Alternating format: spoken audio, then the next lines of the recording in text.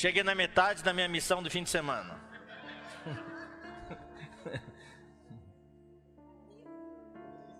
Mas a principal missão, estar aqui com vocês.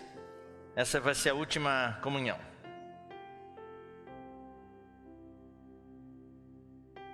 Nas 2 manhãs nós passamos para os irmãos os fundamentos do casamento. Nós voltamos ao básico, voltamos ao início, voltamos às origens, voltamos à base para poder subir um nível. Nosso desejo é que todos nós possamos levar o nosso casamento ao próximo nível. Então, na primeira reunião, nós mostramos para os irmãos, ontem de manhã, que precisamos sair da nossa zona de conforto e desbravar novos campos, ter novas experiências, não ficar dentro da caixa. Como casal na vida da igreja, eu creio que nós temos permanecido tempo demais já dentro da caixa, dentro de certas limitações, e temos restringido muito o Senhor. Eu sinto que o Senhor está prestes a fazer coisas grandiosas através de todos vocês. Eu tenho certeza disso. Logo que cheguei, fui para a reunião lá no Guará e os irmãos já deram sinais disso. Os irmãos reformaram o local, querem chegar até 100 no final desse ano, e para o ano que vem querem chegar a 300. E extrapolando mais, continuando a curva, chegar até 1.000, 2.000, 3.000, por que não? Eu sonho com um dia em que Brasília tenha 10.000 irmãos. E que esse local seja pequeno. Tem que pôr umas cadeiras penduradas aqui nas treliças aqui. Hoje à tarde, irmão, nós vamos concluir nessa parte prática. Ontem à tarde nós tivemos uma palavra sobre a importância do perdão, amor e respeito em nossa vida conjugal. Hoje à tarde, a natureza da comunhão é ministerial. Fala do ministério de vocês como casais. Essa, na verdade, é a meta, esse é o objetivo de toda, no fim, de toda conferência de casais ou encontro de casais, é termos casais úteis nas mãos de Deus. Claro que é muito importante nós termos um bom casamento feliz, e Deus deseja isso. E eu desejo que todos sejam felizes.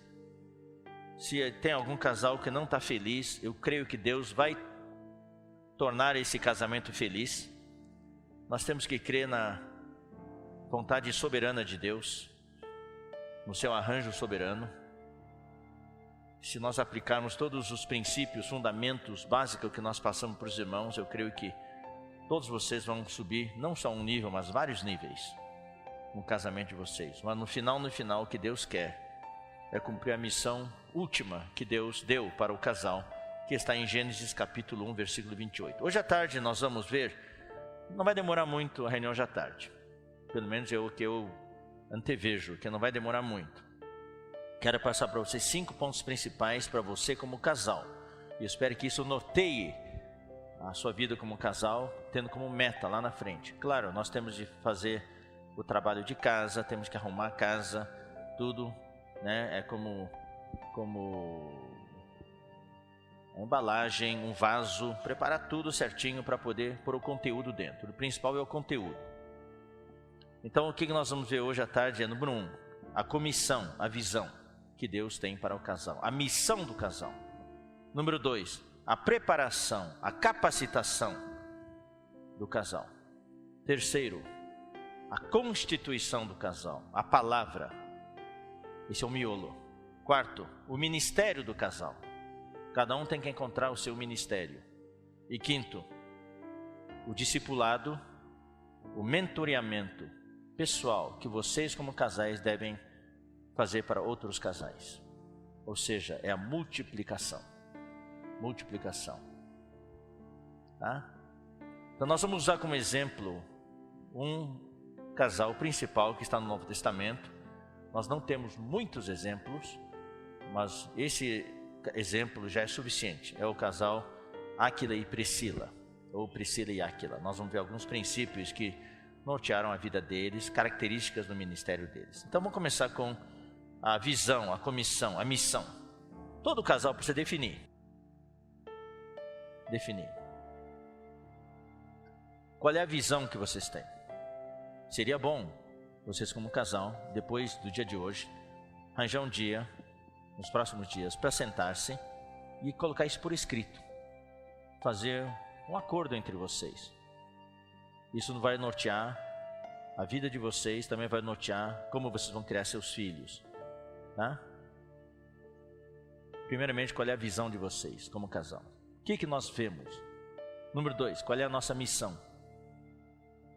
Qual é a nossa missão como casal? De que Deus nos encarregou? E terceiro, quais são os nossos valores? Todas as empresas hoje fazem isso.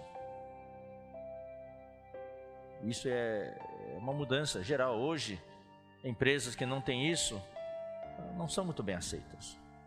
Mas o casal não é uma empresa, mas é importante. Cada um também tem. Eu tenho a minha visão pessoal, tenho a minha missão pessoal, tenho meus valores. Meus valores são bem rigorosos. Não bate com os valores da sociedade de hoje. E isso você tem que passar para os seus filhos. Qual é a visão da nossa família? Por exemplo, a nossa família má, nós nos reunimos com frequência para lembrar todos os membros da família da nossa visão, da nossa missão. A nossa missão, a nossa família má, a missão nossa é o Evangelho. Nós temos negócio da família, mas a renda dos negócios da família visa o Evangelho. Não tem sentido nós ficarmos ricos. Nosso dinheiro que entra tudo é para o Evangelho. É para financiar a obra do Senhor. Então essa é a nossa missão. E valores. Temos valores. O que a gente crê? Os valores pessoais, os valores da família, os valores morais, assim por diante. Tá? E claro, isso é família. Quando se torna uma clã, uma família grande, daí fica mais difícil, né? Acertar todas as coisas, mas tem algumas coisas que são comuns. Agora, como casal, vocês precisam definir qual é a visão que vocês têm, qual é a missão, quais são os valores de vocês. E passar para os seus filhos. E tem que passar para o seu filho de que jeito? Não é falar uma vez. É o que está em Deuteronômio, capítulo 6, versículo 1. Aí o tempo é importante. Deus deu para vocês só um tempo, um pouco tempo, desde que a criança nasce até os 12 anos de idade, para colocar isso dentro dos seus filhos. Depois de 12 anos, é difícil. Não é que seja impossível, fica bem difícil. A criança, quando chega aos 12 anos, está formada já a mente. Para você mudar, fica difícil. Então, o que Deus fala aqui em Deuteronômio capítulo 6, versículo 5, versículo 4 em diante? Ouve, Israel, o Senhor nosso Deus é o único Senhor. Amarás, pois, o Senhor teu Deus de todo o teu coração, de toda a tua alma, de toda a tua força. Estas palavras que hoje te ordeno estarão no teu coração. São os valores desses pais aqui. E tu as inculcarás. Aqui não é só falar, é inculcar. Inculcar é o que? É meter. É meter na cuca dos seus filhos. Meter na cabeça deles. Qualquer brecha que abre, pá, meter lá dentro. Porque não é fácil hoje meter as coisas na cabeça dos outros. Os pais se omitem hoje, ficam em silêncio. Enquanto isso, lá fora, eles são bombardeados. Você passa umas 3, 4 orientações, lá fora passaram já 1000. Então nós estamos em desvantagem. Você tem que aproveitar todo o tempo, como fala assim, ó, tu as inculcarás a teus filhos, e delas falarás assentado em tua casa, andando pelo caminho, e ao deitar-te, e ao levantar-te, ou seja, 28 horas por dia. Quando levantar, na hora do café, na hora de levar para a escola, na hora de voltar da escola, aproveita todas as oportunidades. Também as atarás como sinal na tua mão, e te serão por frontal entre os olhos, aqui ó, na testa. E as escreverás nos umbrais da tua casa e nas tuas portas. Então é muito significativo aqui, fala o sinal na tua mão e por frontal entre os olhos. Em Apocalipse capítulo 13 fala da marca da besta. A marca da besta é colocada na mão e também aqui na testa, no mesmo lugar. Por isso que ontem eu fui bastante forte, falei do córtex pré-frontal, falta de leitura, a tendência hoje é desativar essa parte do cérebro, para o inimigo, para o anticristo poder colocar a ideologia dele quando ele quiser. O que a testa representa? O que você pensa. É a sua visão, sua missão, seus valores. O que representa a mão direita? O que você faz. O homem só tem duas coisas: o que você pensa e o que você faz.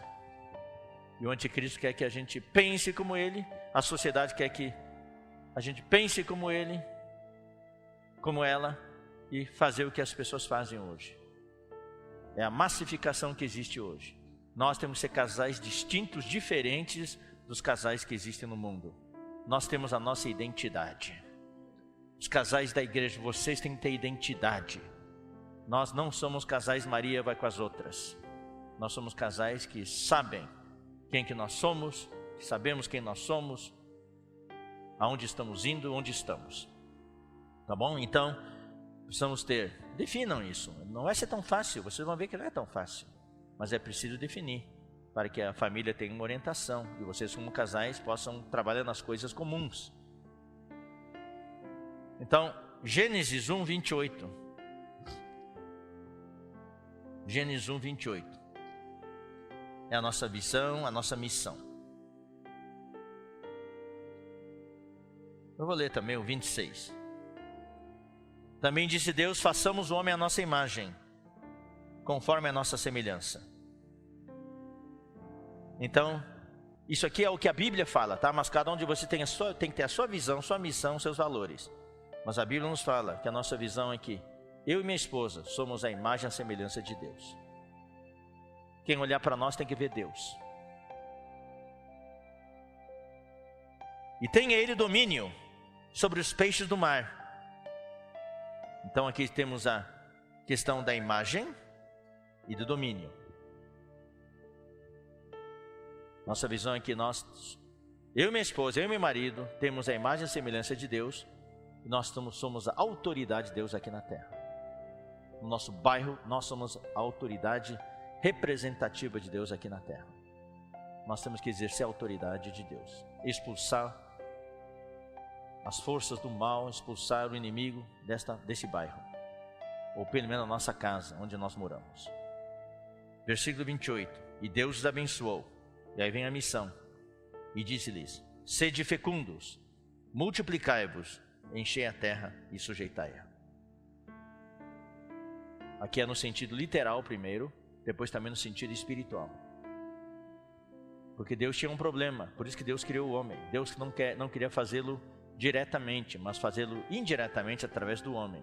É limpar essa terra dos demônios, dos espíritos malignos e dos anjos caídos. Por causa da rebelião satânica, a terra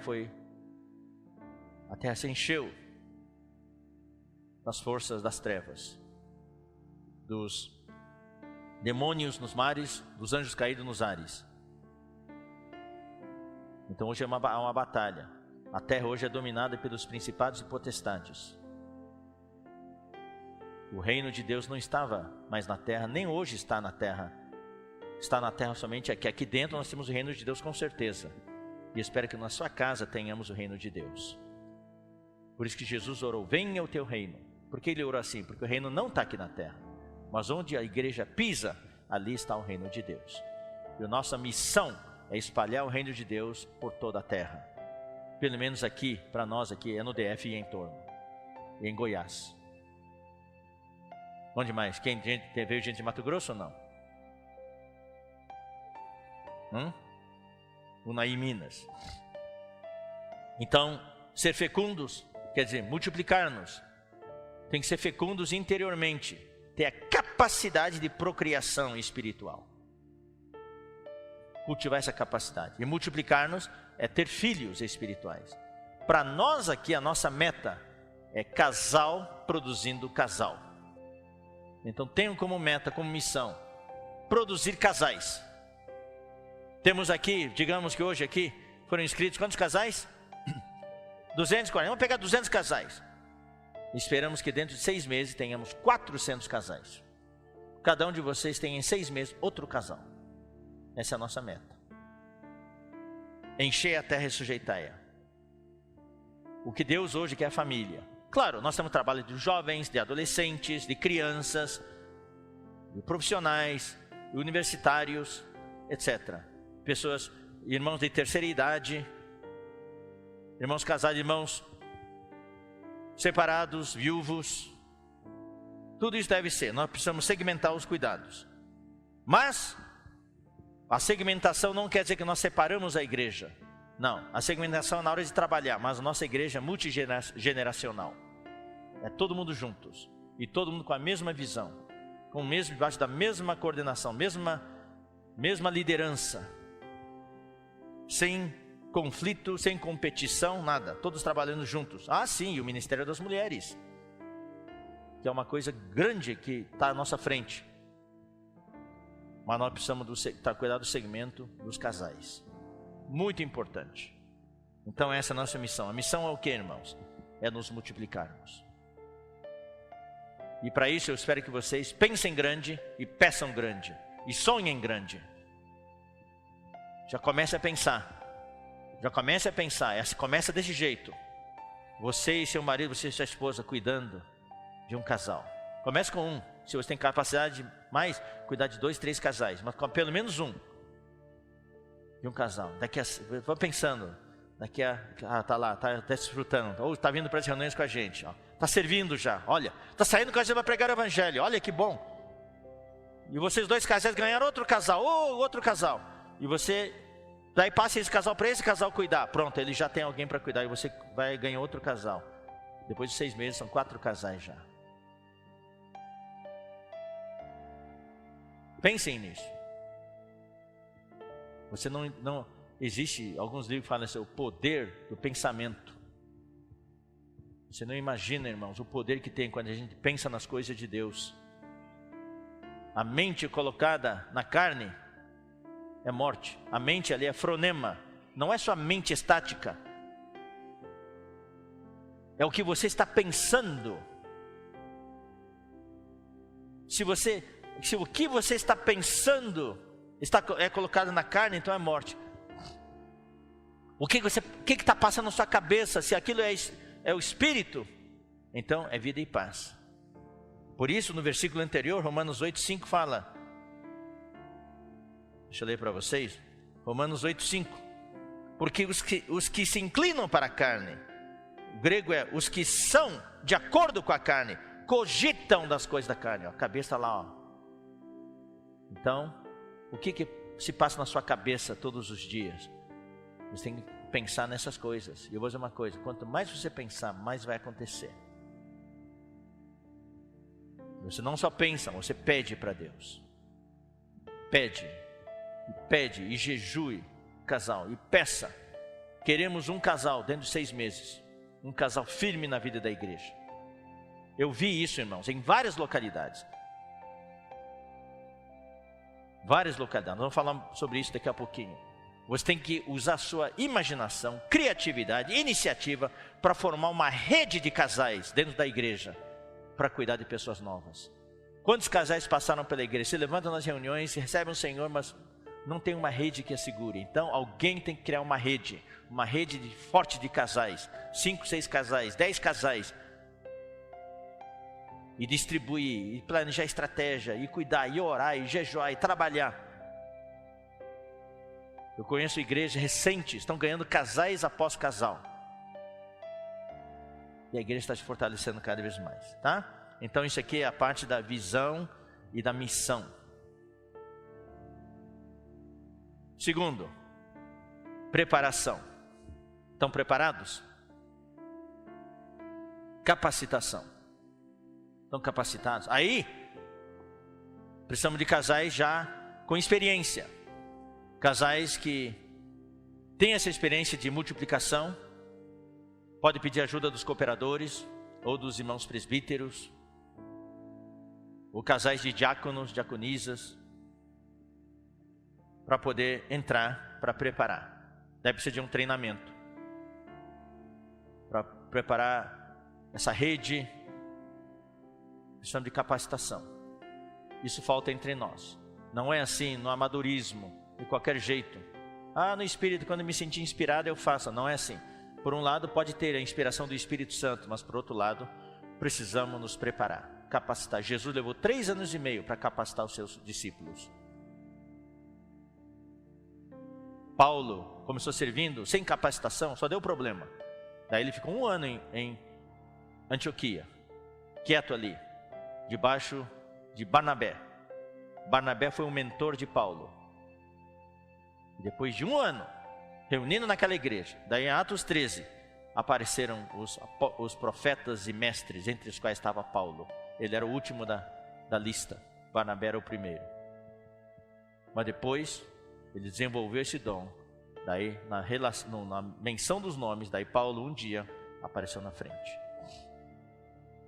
Na igreja nós precisamos formalizar a capacitação. Eu sinto que é necessário na igreja, isso ainda a gente não tem. Eu estou apenas lançando a ideia. Nós precisamos formalizar, lançar o grupo de capacitação de casais. Pode trabalhar secularmente, não há problema nenhum. Mas marcar certos momentos do mês ou da semana com acompanhamento, cobrança, para produzir casais e cobrar os resultados. E ter uma interação para ver as dificuldades, fazer os ajustes devidos, e depois do período de adaptação, daí começa a produzir frutos. Isso existe hoje em vários grupos cristãos e funcionam. Isso funciona principalmente nas chamadas, assim chamadas células lá fora. Nós chamamos de grupos familiares de cuidado e multiplicação, que é a mesma coisa. A palavra célula é científica, nosso termo é mais espiritual. Grupo familiar, porque é uma família, ambiente familiar não é no salão de reuniões, é de cuidado, para apacentar, cuidar, e o objetivo é multiplicação. Nós temos grupos de FCMs, era cuidado mútuo, cuidando mutuamente por mais de 10 anos e não se multiplica, isso não está certo. É uma célula parada, uma célula se multiplica. Se numa criança a célula não se multiplicar, a criança não cresce. Claro, quando fica velho, né, as células vão morrendo e não se multiplicam mais. Mas aí tem células que ainda se multiplicam, se renovam. Mas as células do cérebro não se renovam mais, por exemplo. Vai morrendo cada vez mais. Então precisa fazer atividades para manter as células vivas. Então, por isso, pessoas com idade precisam de atividades, precisa se mexer. E justamente nós temos casais também de mais idade, que têm experiência, têm a palavra, têm vivência, são muito úteis. Não podemos deixar esses casais parados, precisamos deles. Casais jovens precisam ser capacitados. Então nós precisamos desse tipo de capacitação, um mentoreamento, digamos assim, coletivo. Também, se possível, se houver, melhor ainda, é que nós não temos tantos casais assim, um mentoreamento individual. Um casal assumindo outro casal. É o que nós desejamos no final, que cada um de vocês tenha, debaixo das asas de vocês, do cuidado de vocês, mais um casal de irmãos novos. E vocês orar, cuidar deles, para que, na verdade, o melhor, eu vou dizer assim, é mais eficiente, em vez de um casal cuidar de um casal, eu diria assim, 3 casais cuidar de 3 casais dá mais fruto. Porque existe aí a sensação de amizade, de um grupo. Quando é pequeno número, é mais difícil. Eu vi nas igrejas, eu observo, eu vejo onde tem sucesso, daí observam, são 3, 4 casais cuidando de 3, 4 casais. Daí se forma aquele círculo de amizade, que é muito importante na igreja. No passado nós falhamos, nós pecamos, porque nós falamos que não podemos ter amigos na igreja, só irmãos. É um grande erro. O homem precisa de amizade, o ser humano precisa de amizade. Se não encontrar amizade na igreja, eles não ficam, vão buscar amizades lá fora. Então nós precisamos criar amizade dentro da igreja. Churrasco, pizza, costelão, tapioca, açaí, sorvete.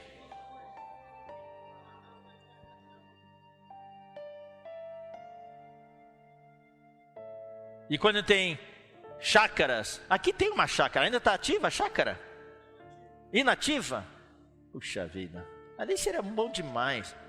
Levar os filhos todos juntos, aí passar um dia juntos, com futebol, com churrasco, piscina, pescaria, coisa. Então o irmão Dong sempre sonhou com isso. Mas a preparação e a capacitação é no cuidado, conhecer um pouco. Olha, eu vou dizer uma coisa, irmãos. Hoje a gente percebe, né? Alguns irmãos precisam se especializar um pouquinho em psicologia também. Psicologia humana é muito importante. Psicologia do diabo. Não fala assim. O ser humano é um ser psicológico. Claro, tem alguns princípios na psicologia que vão contra a Bíblia. Daí a gente filtra. Mas quem faz psicologia, vai para a faculdade de psicologia, precisa responder de acordo com o livro, para poder ganhar nota 10. Mas você não acredita naquilo, mas você responde para poder tirar uma boa nota e passar. Mas nós sabemos aqui, nós cremos, e a psicologia é muito útil. Por exemplo, hoje existe a psicologia para saber como é que pensa um adolescente, é muito útil.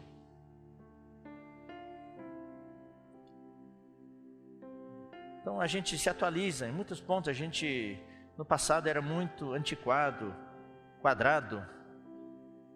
Então nós precisamos nos atualizar. Então é importante nós sabermos que não é só espiritual. Nosso problema é que no passado fomos espirituais demais. Tudo é no espiritual. Daí não atrai ninguém. Recentemente, nos últimos anos, a gente fala muito de Splanknon. E isso tem ajudado muito. Muitos irmãos que deixaram, têm voltado para a igreja. Muitas pessoas novas têm ficado porque notaram que nós somos mais humanos. Nós não somos ETs. Nós somos de casais espirituais, mas também humanos. Não casais de ETs. Casais de pessoas humanas, normais. Pessoas olham, puxa, você tem uma vida normal, é isso que eu quero. Mas o principal item da capacitação é o item seguinte, é sobre a palavra. É a palavra. O que as pessoas precisam hoje é de Deus. Mas não é dar Deus direto assim, pá! Nós temos que passar Deus para as pessoas, a palavra de Deus para as pessoas, olhando para o nível das pessoas. Um casal que você recém converteu, você recém trouxe para Deus, primeira reunião. Querido Paulo, querida Maria, quero dizer para vocês que a economia neotestamentária de Deus é o Deus triuno. E infundindo-se para dentro do seu homem tripartido regenerado. Você fala isso para uma pessoa nova, e você acha que está abafando, está com tudo, a pessoa não volta mais. Daí entra essa palavra que eu falei hoje de manhã ou não falei? Falei da palavra profética? Falei, né? Hoje de manhã falei sobre a palavra de inspiração, né? Inspirativa, porque eu falo tanto isso, não me lembro mais onde eu falei. Minhas células estão morrendo, sabe? Estou com um pequeno Alzheimer's. Nem me lembro onde eu falei mais. Então, você tem que falar para as pessoas novas mais palavra inspirativa, mais palavra de consolo, mais palavra motivacional, mais palavra de cura. À medida que elas vão sendo curadas humanamente, curadas do mal que o mundo fez para elas, você vai dando a palavra profética para elas, palavra de conhecimento, de sabedoria, palavras para elas crescerem, depois de chegar no equilíbrio. E elas são pessoas muito úteis. Então a palavra é importante. O médico não é só dar um remédio. O médico tem que saber diagnosticar, tem que saber qual é o seu problema, ouve os seus sintomas, daí pelo que ele conhece, então você tem esse problema, daí já te dá um remédio. Porque se for para dar remédio, eu não preciso fazer curso de medicina. Eu vou lá na farmácia, compro um monte de remédio, o que você tem? Tenho dor, então isso aqui é para você. Não funciona. Então nós precisamos ser capacitados, nos submeter ao treinamento. E eu vou dizer para vocês, casais, procurem grudar-se aos irmãos mais avançados que você, tenham mais experiência, buscando conselhos e pedindo, se possível, que esse casal mais experiente possa mentorear você, ou cuidar de você, ou capacitar você, se é que ele tem tempo, se eles têm tempo. E claro, eu já falei, as lideranças das igrejas devem prover algum tipo de curso, capacitação coletiva, um mentoreamento coletivo, tá? Também serve, é muito bom. Periodicamente, na palavra, passar as verdades principais, especialmente do Evangelho. Não precisa dar nessa parte coisas tão profundas. Isso aqui, cada um tem que fazer depois, mas pelo menos itens do Evangelho, da vida humana. Ensinar os irmãos como suprir as necessidades das pessoas através da palavra. Nós vimos, né, hoje, que para o casamento, a palavra é o que sustenta todas as coisas. Cristo sustenta todas as coisas pela palavra do seu poder.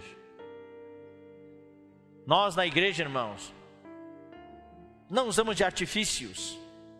Podemos usar ferramentas, coisas que nos auxiliam.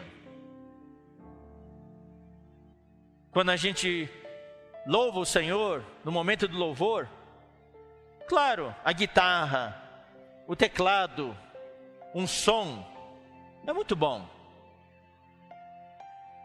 As caixas de som tem que ter qualidade. Se é caixa de som com som de taquara rachada, não dá certo. Eu conheço uma igreja em que uma irmã mais idosa insiste em tocar o teclado. Todo mundo está cantando em mi, ela toca em sol. Não tem uma pessoa nova que fica na reunião, vai embora espantados, fogem da reunião. E o irmão que canta tem que estar afinado. Tem que estar afinado. Ou seja, nós temos que ter qualidade naquilo que apresentamos. Mas o instrumento não é o fim. É a ferramenta, é o meio. Todos os nossos serviços, a cadeira não é o fim, mas a cadeira tem que ser confortável. Se precisando de vocês que estão sentados aqui há horas, tem que ser confortável. Ou seja, irmãos, tudo coopera, tudo tem que cooperar. Tem muito calor, ó, tá, hoje choveu, a temperatura hoje máxima eu vi na previsão 26 graus hoje, muito bom. Ontem era 31 graus, hoje é 26 graus, então amenizou bastante. Mas se tivesse calor aqui dentro, a assimilação seria muito pequena, pioraria, né? Então precisa ter climatização do ambiente, tudo, mas isso aqui custa dinheiro. Daí as ofertas é para isso. Tudo, na verdade, é para o Evangelho. Não adianta ter um local bonito, tudo certinho, se não tem pessoas. E o potencial aqui é enorme, olho para vocês, uau, que potencial. Cada um é um soldado, um casal de soldados. Mas as armas estão tudo guardadinho lá, tem que ir para usar, tem que ir lá no acampamento do inimigo e resgatar as pessoas. Salvar os casais. Eu fico contente. Tem que usar todos os recursos possíveis. Aí entra a criatividade, por isso tem que ter alguns casais que planejam, estão juntos para orar, depois planejar. E tem entre eles um toró de parpite. Entenderam? Toró de parpite, como falam os mineiros. É brainstorming, se você quer ser sofisticado. Ou no português, como é que fala? Tempestade de ideias. Brainstorming. Criar, lança umas ideias malucas. 10, 15, 20 ideias. De repente tem 2 ideias magníficas. E as irmãs são muito boas de parpite. As irmãs são muito criativas. Mas eu volto a dizer, nós precisamos ter reuniões de capacitação ou mentoreamento particular e capacitação, mas de um modo geral, seria muito bom ter algum curso de capacitação para os casais planejado, na parte humana, na parte de relacionamento, na parte de contatar as pessoas e na parte das verdades. Nós precisamos ter conteúdo motivacional e inspiracional, baseado no que na Bíblia fala, e também conteúdo da palavra profética, para dar visão. Uma vez que a pessoa nova, o caso novo, recebe a visão, daí as luzes se acendem, daí tudo muda para elas. Daí eles vão ficar na igreja para sempre. É a visão que nos segura na igreja. E o objetivo é subir um degrau a mais, que cada casal tenha o seu ministério. Pode ter pequenas variantes no ministério. Aqui é o ministério do evangelho e o ministério do apacentamento. E o ministério de multiplicação. São 3 aspectos desse ministério. Pregar o evangelho. Eu vou dizer uma coisa, irmãos. Aqui eu vou aliviar alguns de vocês. Eu sei que quando falo pregar o evangelho, alguns de vocês já tremem um pouco. Porque nós temos o conceito que pregar o evangelho é vocês como casal, saber falar as verdades do evangelho. E você fala uns 10 minutos, o casal novo já se ajoelha e chora e recebe Jesus Cristo. Eu vou dizer assim, 85% dos casais não tem essa capacidade.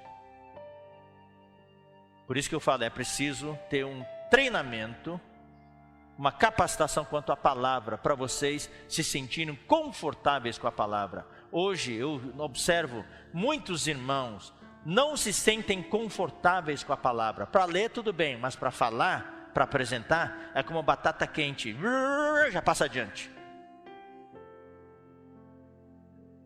Eu vejo isso quando peço para alguns irmãos que estão sendo treinados, vir para frente falar. Não conseguem falar. Eu peço para o irmão vir para falar a estrofe 1 de um hino. Explica o que você entendeu na estrofe 1 do hino. Não conseguem explicar. Não conseguem explicar. Não tocou nada da primeira estrofe. Fica falando de outras coisas lá do ar, de outro lugar lá. Eu disse, irmão, é para falar da estrofe 1, não é para falar lá do espaço sideral. Então falta familiaridade no manuseio da palavra. Falta treinamento. Então a ficha já caiu. Então também não vamos forçar nada. Talvez 85% dos irmãos não tenham essa facilidade, talvez não tenham nem esse dom. Então nós não vamos impor. Agora, uma coisa sim todos podem fazer. É o quê? Todos vocês como casais podem convidar pessoas para vir para o culto. Convidar pessoas para vir para a sua igreja. Inclusive vou treinar vocês agora. Não falem mais para as pessoas novas. Vamos para a reunião comigo. Não falem mais isso. Quem está ouvindo essa gravação vai me crucificar, mas é isso mesmo. Porque a pessoa lá fora, reunião? Que reunião é essa? Nós temos que falar, aprendam irmãos, como casais. Quando contratar as pessoas, tem que falar a linguagem do povo. Tem que falar a língua que eles entendem. Vem para minha igreja comigo esse fim de semana, você vai ter um encontro com Deus, a sua vida vai mudar. Não fale, vem para a reunião comigo, vem para a reunião ministerial comigo. Vai para a reunião do partir do pão comigo. O que é partir do pão? Que pão é esse? E vai partir como?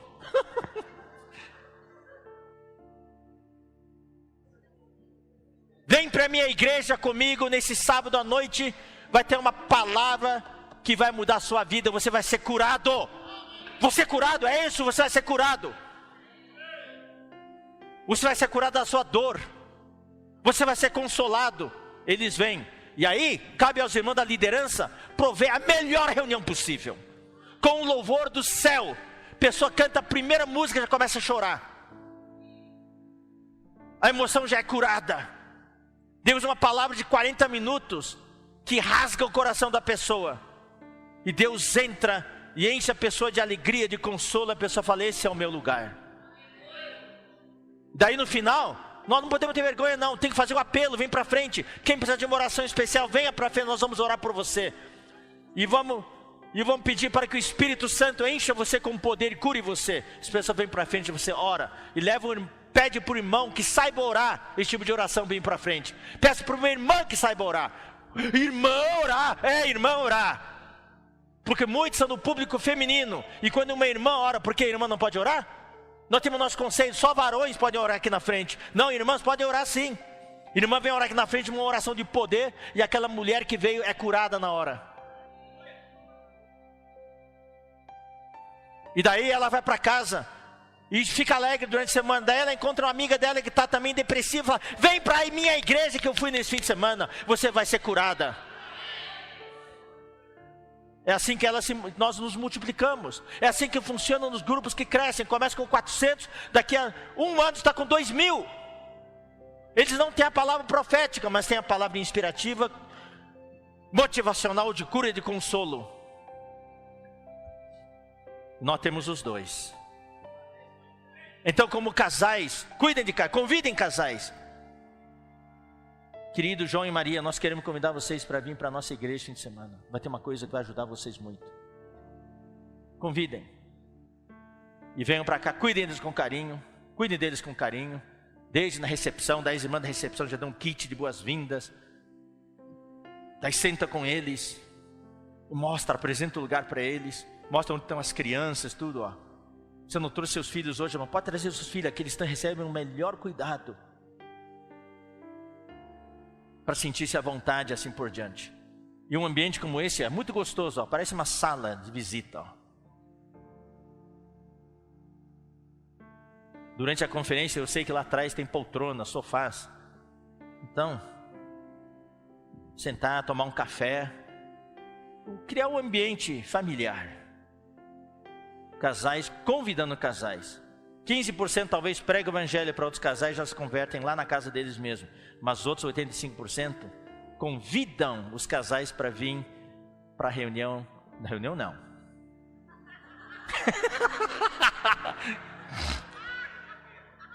Para vir para a nossa igreja. Para vir para a igreja. Entenderam?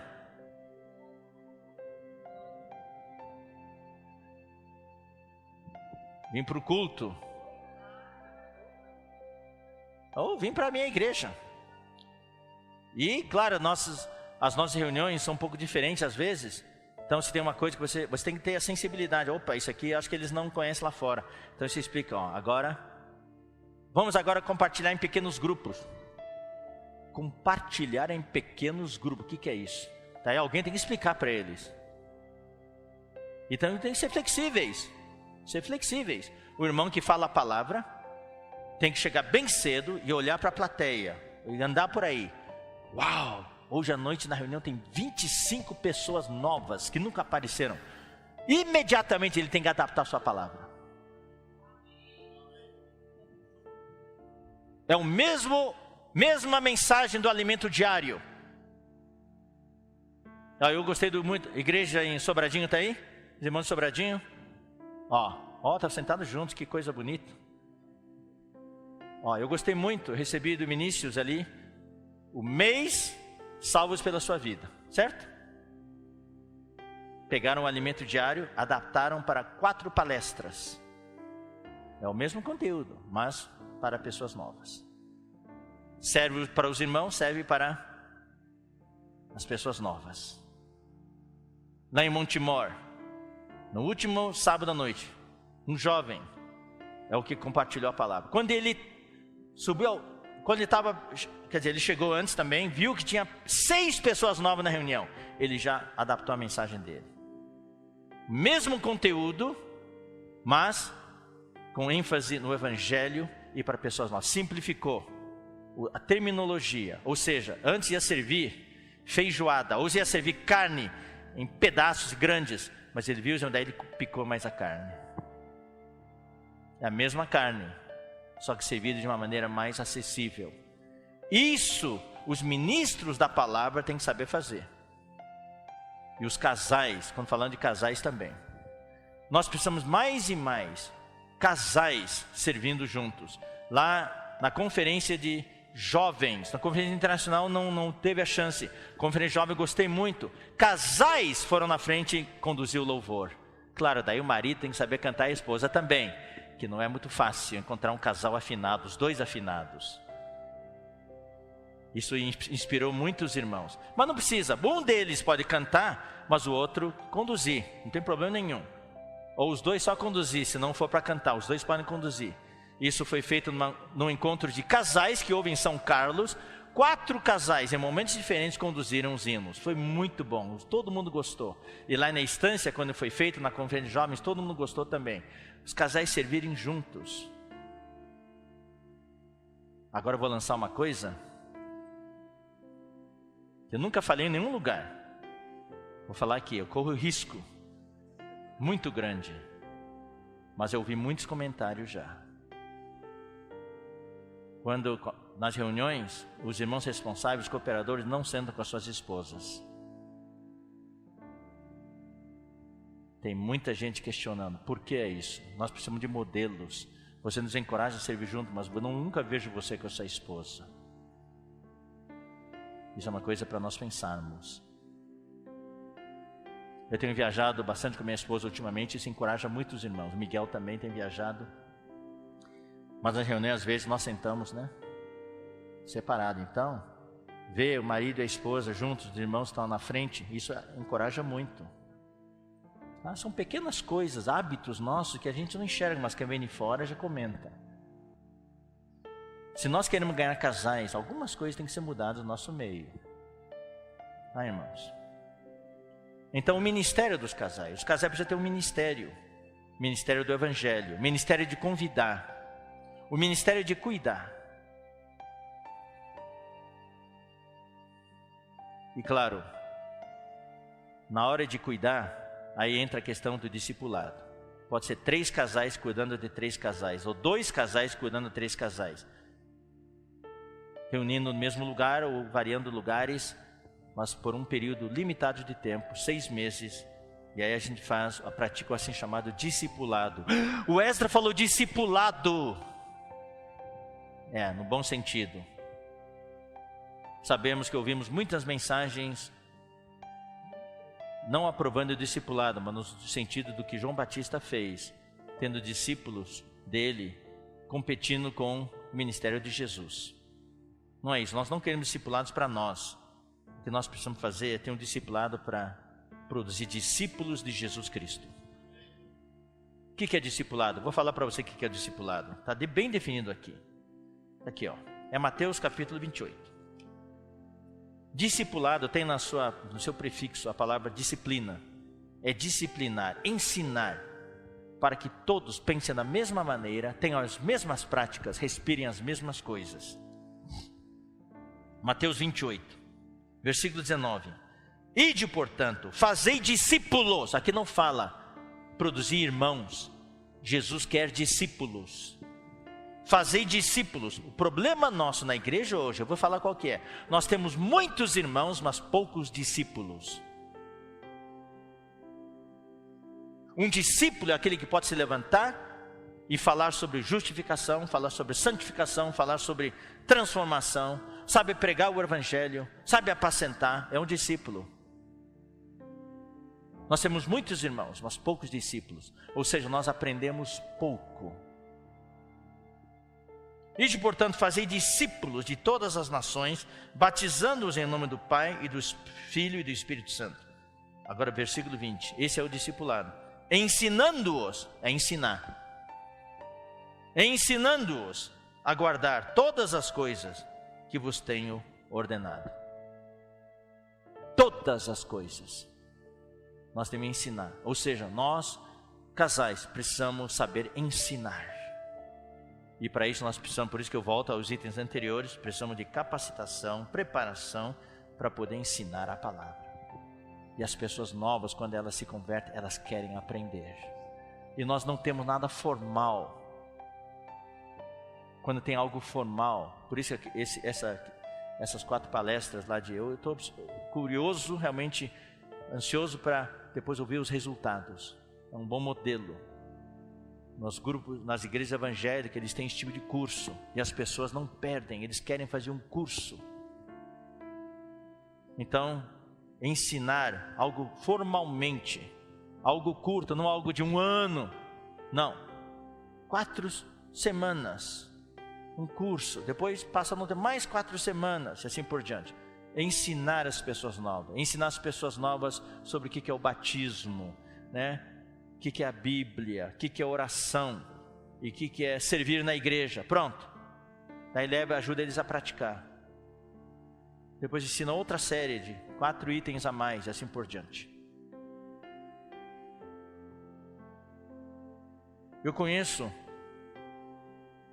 da última vez que eu estive aqui, eu fui para Anápolis e lá contatei alguns pastores que foram pioneiros na obra de cuidar de pessoas de rua. Eu fui visitar o centro de recuperação deles, centro de integração social deles, pessoas que tiraram na rua. Em 6 meses, eles conseguiram transformar essas pessoas em pregadores, em pastores. Claro, a perda também é uma taxa grande de perda, mas aqueles que são sérios, eles conseguem. Tem gente que quer, só que não conseguiram se libertar de Romanos 7. Então vamos ensinar para eles Romanos 8, se libertam, e tem gente que pode ser muito útil. Nós podemos ter casais muito úteis que vão entrar para a igreja. Claro, vocês todos são todos úteis, mas não estamos usando o potencial nem 10%. Se todos aqui começarem a funcionar, queridos irmãos, não há quem segure a igreja que vai para frente. Então precisamos do discipulado e mentoreamento pessoal, ou por casais, pequenos grupos. Daí, claro, a rede de casais é importante. Uma rede com 3 casais, cuidando de 2 ou 3 casais. Outra rede de 2 casais, cuidando de mais 3 ou 2 casais. Outra rede de 4 casais, cuidando de 5, 6 casais. Formando um círculo de amizade, um círculo íntimo.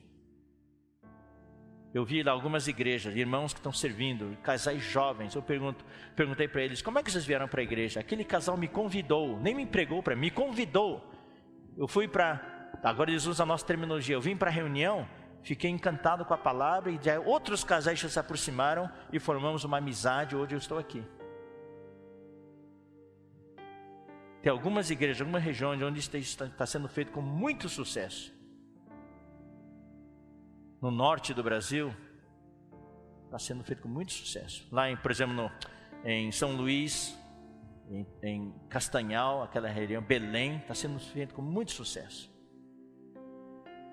Eu creio que é suficiente, irmãos, essa parte da visão. Comissão, visão, número 1, número 2, a preparação, a capacitação, número 3, a palavra, número 4, o ministério, número 5, o discipulado, o mentoreamento pessoal, ou seja, a multiplicação. Tá? Vamos pegar agora o exemplo de Priscila e Áquila e aí aprender com eles alguns princípios. Eles são um casal próximo nível. Vamos ler Atos 18. Vamos seguir a ordem cronológica, não, a ordem sequencial das menções na Bíblia. Tá? Então vamos começar com Atos, capítulo 18. Depois disso, deixando Paulo Atenas, partiu para Corinto. Lá encontrou certo judeu chamado Áquila, natural do Ponto, recentemente chegado da Itália, com Priscila sua mulher, em vista de ter Cláudio decretado que todos os judeus se retirassem de Roma. Paulo aproximou-se deles. A igreja em Roma era formada principalmente de judeus. Tá? Agora, se Áquila e Priscila já tinham se convertido em Roma, não sei. Ou foi Paulo que os levou a crer no Senhor. De qualquer maneira, a igreja era tão prevalecente que Cláudio expulsou todos os judeus de Roma, tendo medo de que, se continuassem lá, toda Roma se converteria. E posto que eram do mesmo ofício, não era um casal tempo integral, era um casal que trabalhava, tinha trabalho, passou a morar com eles e ali trabalhava. Então, a profissão deles era o quê? Fazer tendas. Paulo também tinha a mesma profissão, então tinham profissões afins, então eles estavam juntos. E foi nesse período que Paulo mentoreou esse casal. Então nós temos que aproveitar as oportunidades de estar juntos para mentorear os irmãos, capacitar os irmãos, passar o nosso conhecimento, passar a nossa experiência. E todos os sábados discorria na sinagoga, persuadindo tanto judeus como gregos. Então esse casal aprendeu com Paulo na palavra, como pregar a palavra, o conhecimento da palavra, as alegorias, os tipos, a tipologia, todas essas coisas. Era um casal que trabalhava, tinha o seu trabalho, mas eles estavam junto com Paulo. Então aqui o papel de Paulo foi muito importante na vida desse casal. Paulo não era casado, mas ele mentoreou esse casal. Versículo 18 e 19. Olha só a multiplicação, irmãos, o efeito do mentoreamento, o efeito do discipulado. Mas Paulo, havendo permanecido ali ainda muitos dias, por fim, despedindo-se dos irmãos, navegou para a Síria, levando em sua companhia Priscila e Áquila, depois de ter raspado a cabeça em Cencreia, porque tomara voto. Chegados a Éfeso, aí Paulo começou a levar esse casal em suas viagens. Isso fazia parte também do mentoreamento. da capacitação desse casal. Daí, chegado a Éfeso, deixou-os ali. Daí Paulo, porém, entrando na sinagoga, pregava aos judeus, rogando-lhe eles que permanecesse ali mais algum tempo. Não acedeu. Tá? Então, o que quis dizer é o seguinte: então Áquila e Priscila ficaram ali em Éfeso, tá? E Paulo foi embora. Daí, despedindo-se, disse: se Deus quiser, voltarei para vós outros. E embarcando, partiu de Éfeso. Áquila e Priscila ficaram. Eles não seguiram mais a Paulo, ficaram ele em Éfeso, cuidando da igreja, reunindo ali. Daí, versículo 24. Nesse meio tempo chegou a Éfeso um judeu natural de Alexandria chamado Apolo, homem eloquente, um grande pregador e poderoso nas escrituras.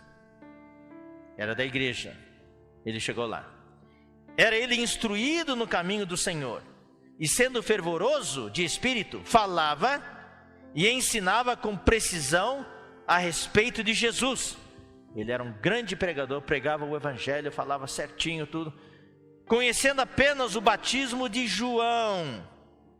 Mas na sua pregação havia uma deficiência. Ele não foi totalmente instruído na palavra. Ele não conhecia a verdade de maneira total e absoluta. Havia falhas no seu conhecimento. Ele, pois, começou a falar ousadamente na sinagoga. Ouvindo-o, porém, Priscila e Áquila. Aqui não fala Áquila e Priscila, porque nesse casal, quem conhecia a palavra mesmo era Priscila.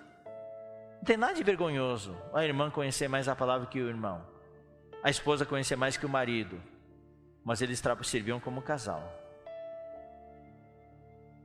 Ela se colocava debaixo dele e serviam como casal. Ele tinha a cobertura dele. Tomaram-no consigo. Olha só, aqui está o mentoreamento. Uma preocupação de aperfeiçoar um irmão que já era ministro da palavra, mas tinha deficiência na sua pregação. Tomaram-no consigo e com mais exatidão lhe expuseram o caminho de Deus. Daí Apolo foi aperfeiçoado, tá? Então essa é a função do casal: aperfeiçoar outros, aperfeiçoar um jovem, aperfeiçoar uma jovem, aperfeiçoar outros casais. Querendo ele percorrer a Acaia, ele queria ir para o lado de Corinto.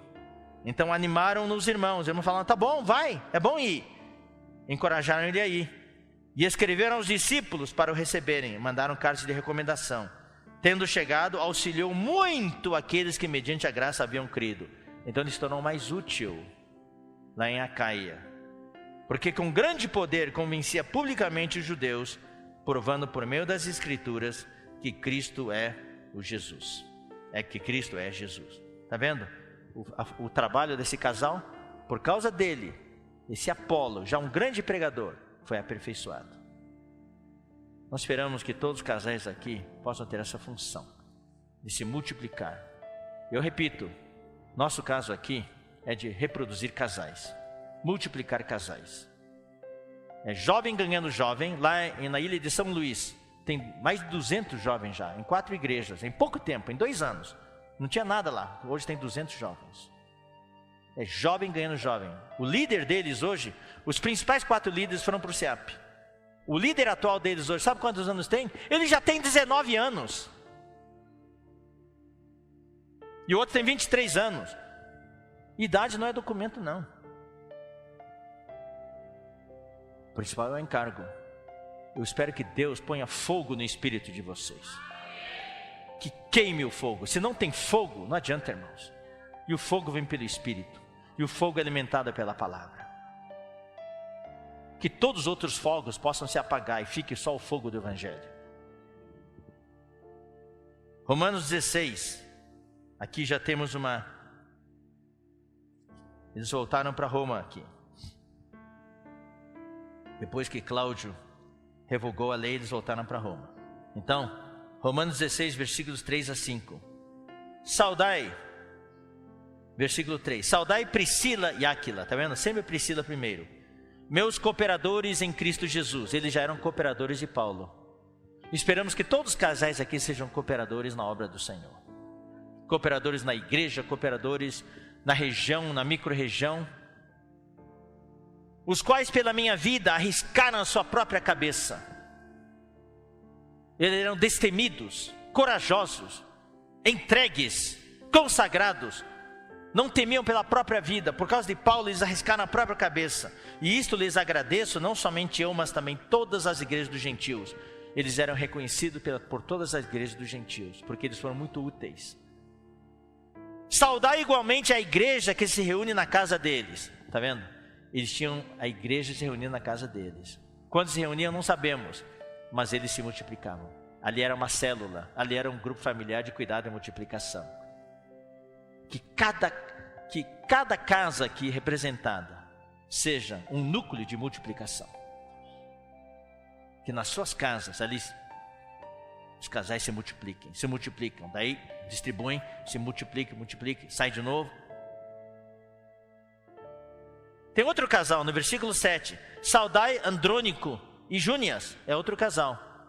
Se supõe que seja um casal, tá? Mas é muito provável que seja um casal. Meus parentes e companheiros de prisão, os quais são notáveis entre os apóstolos e estavam em Cristo antes de mim. Nós precisamos de casais de apóstolos. Casais, tanto marido como mulher, são apóstolos para levantar igrejas. Pedro falou conosco e eu sou um com ele. Nós precisamos voltar a nos expandir. Goiás. Puxa, eu estive em Goiás várias vezes. Vejo o encargo dos irmãos por Goiás. O número de cidades é muito grande em Goiás. Precisamos de uma igreja em cada cidade. Para isso nós precisamos de casais de apóstolos. 1 Coríntios 16, 19.